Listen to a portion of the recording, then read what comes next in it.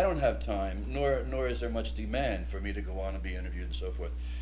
But I never turned down an invitation to talk to kids of any age, and I've had a lot of great experiences.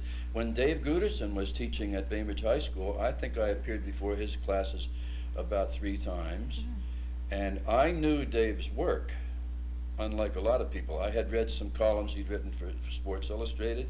I'd read an earlier book that he had written, and I knew this was a very special human being.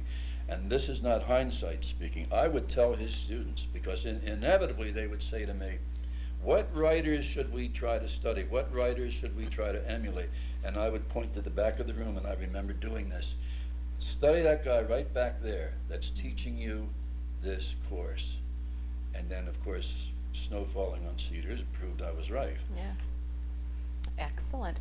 What advice would you give to young writers? Should they emphasize the technique, the words chosen, the style, and kind of forget technique? Which is more important? I usually advise young writers not to continue being young writers, but if they're really serious, and they ask me, like, what should I take in college?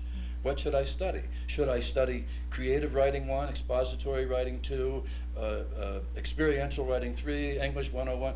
I suggest that they take a broad range of sociology, philosophy, psychology, history, and forget all those silly writing courses. I spent a year in the journalism school at the University of Pennsylvania trying to learn to write the inverted pyramid. Remember the inverted pyramid in journalism? Yes. I've never written an inverted pyramid since. But I certainly have used the psychology and the philosophy courses and the sociology and criminology courses that I took. I use over and over again. So that's the main thing that I tell kids, other than try to get into the engineering school, because that's where the money is.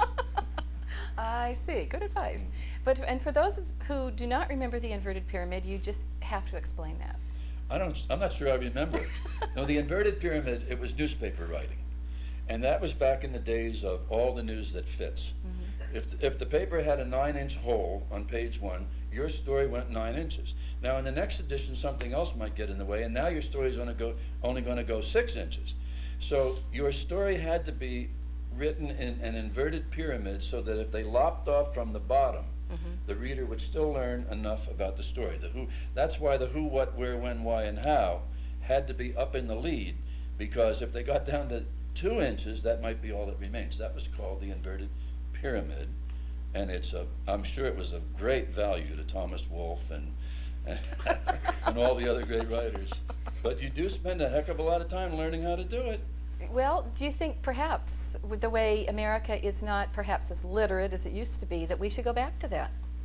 The inverted pyramid? Sure, why not? No, I'm against the inverted pyramid. I think it should be banned. I see. And all kidding aside, it sort of has been. You don't see that style of newspaper writing anymore. No, I've noticed that. You see a different, a much more literate, much more intelligent style, except, of course, in the Seattle Times, but that's an exception. Oops. I see. Well, speaking of writing, do you have a favorite writer whom you read? Yes.